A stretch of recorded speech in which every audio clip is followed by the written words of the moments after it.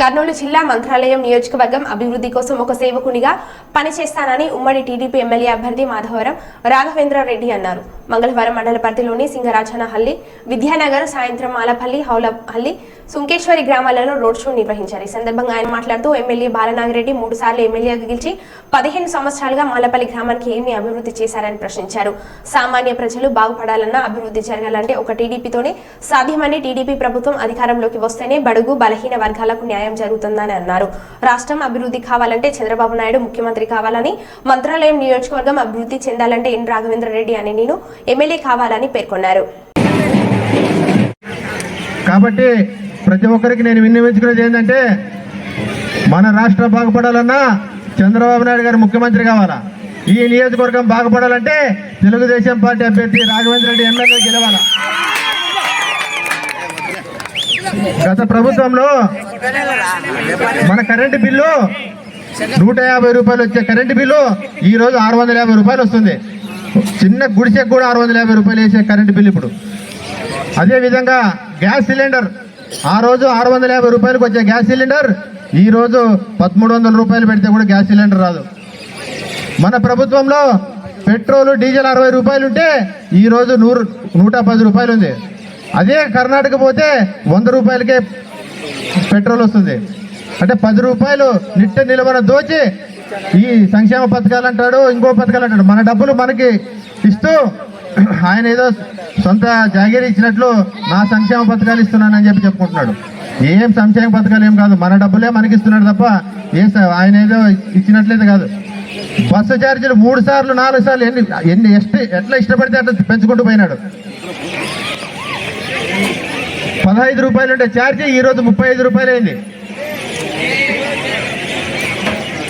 మనం సాయంకాలం ఏదో కష్టపడి వచ్చి ఒక 90నో ఒక క్వార్టర్ తాగాలనుకుంటే ఆ రోజు 70 రూపాయలకు వచ్చే క్వార్టర్ ఈరోజు 250 రూపాయలు చేసినాడు. ఇదే వైఎస్ఆర్సీపీ ప్రభుత్వం దోచుకోవడం. ఇది గతంలో నిరుద్యోగులకు 3000 రూపాయలు ఇచ్చేది, 2000 రూపాయలు ఇచ్చేవారు. మళ్ళా చెప్తున్నాడు చంద్రబాబు నాయుడు గారు, ఖచ్చితంగా ముఖ్యమంత్రి అయిన తర్వాత నిరుద్యోగ భృతి కింద ఖచ్చితంగా 3000 రూపాయలు నిరుద్యోగ యువతకు ఇస్తానని చెప్తున్నాడు. గతంలో ఇసుక 1500 రూపాయలు పెడితే ఒక ఇసుక ట్రాక్టర్ వచ్చేది. ఈరోజు 7000 8000 పెడితే కూడా ఇసుక రాదు. మన వంకలో ఎక్కడైనా ఇసుకుంటే బ్రహ్మాండంగా దోచుకొని అమ్ముకుంటారు తప్ప మనకు మాత్రం ఇసుక మనం ఇల్లు కట్టుకోవాలనుకుంటే మనకి ఇసుక ఇవ్వరు. ఇదే వైఎస్ఆర్సీపీ ప్రభుత్వం.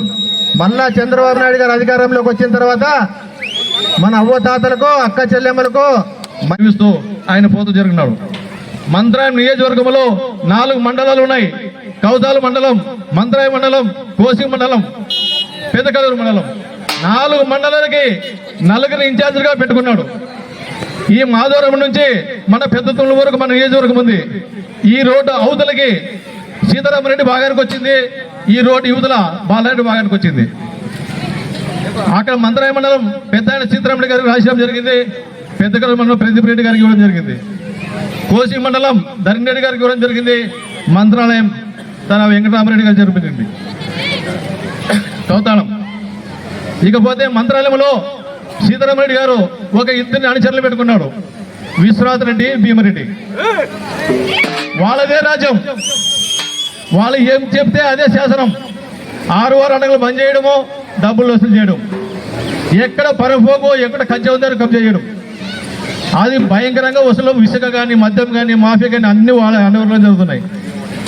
పెద్దకరు మండలంలో రామ్మోహన్ రెడ్డి, పురుషోత్తమ రెడ్డి వాళ్ళిద్దరూ వసూలు చేసి వాళ్ళకు పంపాలా. ఇక్కడ కోశలో మురళిరెడ్డి. ఇవన్నీ ఎందుకు చెప్తున్నానంటే వాళ్ళ దగ్గర పనిచేసాను కాబట్టి వాళ్ళ అన్ని పనులు నాకు తెలుసు కాబట్టి చెప్తున్నా. ఇక మన గ్రామంలో విషయాలకు వస్తే మన సమస్య గురించి చెప్పాలనుకుంటే మనకి ముఖ్యంగా నీటి సమస్య ఎక్కువగా ఉంది. నేను చాలాసార్లు అయ్యా మా గ్రామం అంతా వ్యవసాయం మీద ఎక్కువ జీవనాధారం చేస్తూ బతుకుతున్నారు, కొంతమంది వలసలు పోయి పనిచేసుకుంటున్నారు. మనకు సింధూరం చెరువు ముఖ్యంగా మాకు దానివల్ల జీవనాధారం ఎక్కువ ఉంది. ఆ సింధుతుమంలో ముత్తిగిరి, మేగడోని, నెమలకొండలో, కల్లుకుంట, పెద్దకడుపు, ఇది బస్సులతోటి ఓంనగర్, సింగరస్పల్లి, తాండా, మాల్పల్లి, సౌట్పల్లి, సుంగేసల ఇవన్నీ గ్రామాలకు 10 గ్రామాలు చిరుతున్నాయి, ఆదరవుతున్నాయి. మీరు దానిలోకి నీళ్లు నింపి మాకు నీళ్లు వచ్చేదాన్ని ఏర్పాటు చేయమని చెప్తే ప్రతి మహిళకు కూడా తెలుగుదేశం పార్టీ అండదండగా ఉంటుంది.